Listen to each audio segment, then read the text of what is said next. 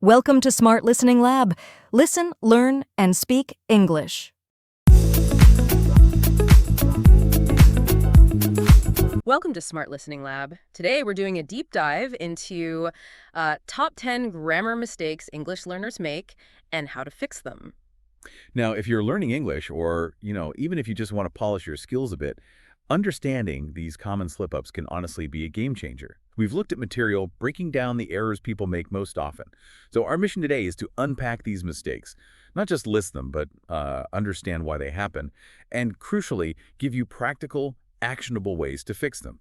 Think of it as a shortcut to clearer, more confident English. Okay, let's kick things off with number one.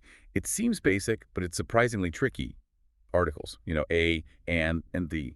Yeah, it's funny how these tiny words cause so much trouble. What the sources show is that the confusion isn't just which one to use, an, or the, but also knowing when you don't need one at all. And, it often comes down to how your first language handles things like specificity. Does it even have articles? That background really influences how learners approach English articles. That's a really good point. It's almost intuitive for native speakers, isn't it? Yeah. Specific, general. The basic rule is a before a consonant sound. So a dog, a university. And an bore, a vowel sound, like an apple, or that classic example, an hour. Yeah. The sound is key, not the letter itself. Exactly. And that points to something specific. Maybe it's unique, like the moon, or we've already mentioned it, like the book you lent me. If you think about it linguistically, different languages have completely different systems for this. So, yeah, it can feel quite random to learners. So, okay, besides just memorizing a before consonant sounds and before vowel sounds, what actually works, the materials we reviewed really stress getting that intuitive feel, moving past just rules. And that seems to come from lots of exposure, right? Seeing and hearing articles used correctly in context. Right. Things like online quizzes can help build that intuition. And maybe take it a step further. Actively notice why a certain article was used when you're reading or listening. Ask yourself, okay, why the there? Why not a? Or why nothing? That kind of active thinking really deepens the understanding, much more than just passively reading rules. Okay, good advice. Let's tackle number 2 then. This is a big one, messing up verb tenses. Oh, absolutely. There's so many tenses in English, it's no wonder people get tangled up. Yeah. The main problem, highlighted in the sources, is mixing tenses jumping between past, present, future without consistency. And from a language learning angle, it's interesting. Learners often try to impose their native language's tense structure onto English, and it just doesn't map perfectly. Yeah. Maybe their language focuses more on whether an action is finished, aspect, rather than the strict timeline focus English often has. Right. So if you're feeling totally overwhelmed by present perfect continuous, where do you start? The consensus seems to be nail the simple tenses first. Past simple, present simple, future simple, get those solid. Definitely. Master the basics first, and the sources point to using time signals as anchors. Words like yesterday, last week, often, tomorrow. These are clues. They tell you which tense probably fits. Recognizing those helps a lot. The sources suggested recording yourself, maybe telling a short story or describing your day, but consciously focusing on using, say, just the past simple correctly. That's a fantastic active learning technique. It forces you to choose the tense and use it naturally in context. Much better for making it stick. Okay, on to number 3. Subject-verb agreement errors. This is when you hear he don't or she run. It might seem small, but it definitely stands out. Yeah, it can sound a bit jarring. The core thing here, mostly in the present simple, is that the verb changes based on the subject. So the rule of thumb, third person singular subjects, he, she, it usually gets that S ending on the verb. He runs, she eats, it works. For other subjects, I, you, we, they, you use the base form. I run, they eat. Right. She writes, but we write. Seems simple enough written down. But easy to slip up when you're speaking quickly. Exactly.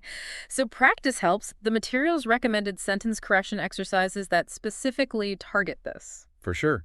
And beyond exercises, just listening carefully. Pay attention to the rhythm of native speakers.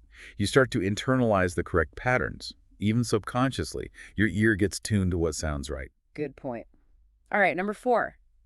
Prepositions. The little words like in, on, at, to, with, they can feel so random sometimes. They really can. The sources mention a classic error, married with, instead of the correct married to. And what's key with prepositions is they're often idiomatic. There isn't always a strict logical rule telling you which one to use. Exactly. Direct translation from your own language often doesn't work here, so the advice isn't just memorizing lists like in on at. It's about learning them in chunks and phrases. Yes, context is everything. Think interested in, good at, arrive at, depend on, learn the whole phrase. Makes sense. Using flashcards with full example sentences seems way more effective than just the word itself. Absolutely. And using something like spaced repetition, apps like Anki, can really help drill those common phrases into your long-term memory. Okay, number 5, confusing adjectives and adverbs. This leads to things like she speaks fluent instead of she speaks fluently. Right. The basic distinction is adjectives describe nouns. They tell you more about a person, place, or thing, like a beautiful painting.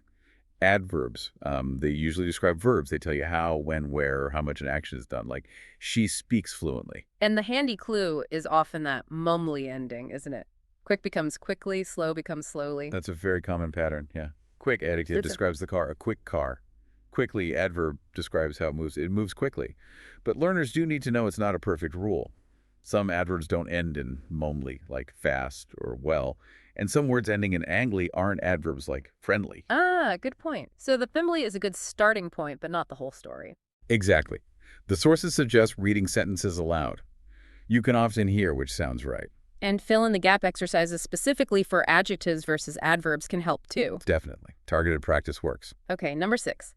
Overusing the present continuous, like saying, I am liking this instead of I like this. Yes, I think learners sometimes default to it because it feels very now. Right. It signifies an action happening right at this moment. I am talking. You are listening. Exactly. That's its main job. Yeah. But the common mistake, as our sources highlight, is using it with verbs that describe states, feelings, beliefs, not dynamic actions. So saying I am knowing the answer no describes a state, not an action in progress. Right. Those are the stative verbs like know, believe, understand, love, hate, want, need. They describe a state of being, not something you're actively doing second by second. Precisely.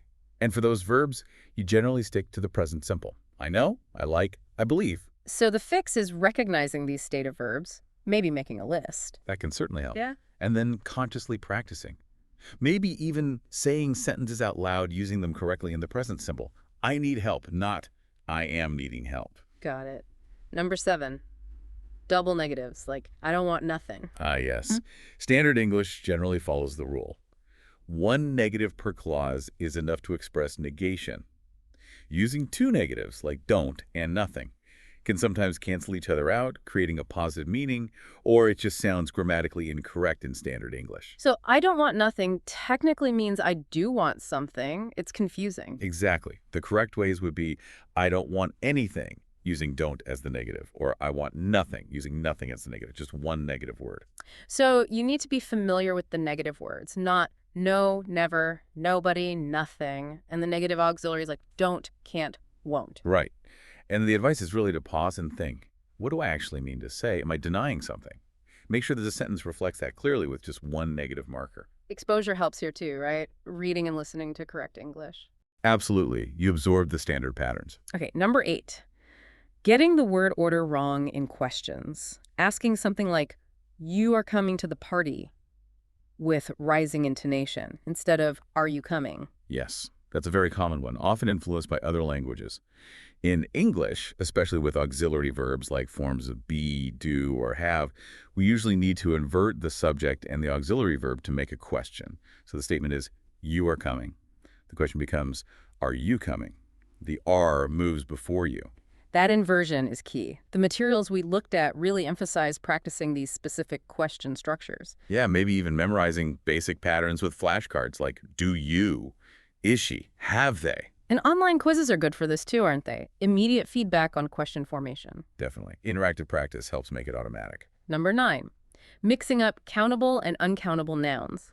The classic mini informations or much advices. Another area where first language habits can interfere. Because what's countable in one language might be uncountable in another. Basically, countable nouns are things you can count individually. 1 chair, 2 chairs. Uncountable nouns are usually seen as a mass, a substance, or an abstract concept. Things like water, rice, information, advice, furniture, money. Right. You can count dollars or coins, But money itself is treated as uncountable generally. Exactly. And the grammar follows from that. We use many with countable nouns, many chairs, and much with uncountable nouns, much water, much information. Or a lot of, which works for both, thankfully. True, a lot is more flexible, but understanding the much-many distinction is important. So how do you get the hang of it? The sources suggest practicing with real examples and try visualizing. Can I put a number before it? Can I imagine several separate items? If yes, probably countable. If it's more like a general substance or idea, probably uncountable. Makes sense. Visualize the noun. Okay, last one, number 10. Messing up comparatives and superlatives, like saying more bigger or the most fastest. Yeah, that redundancy. The key rule is don't double up.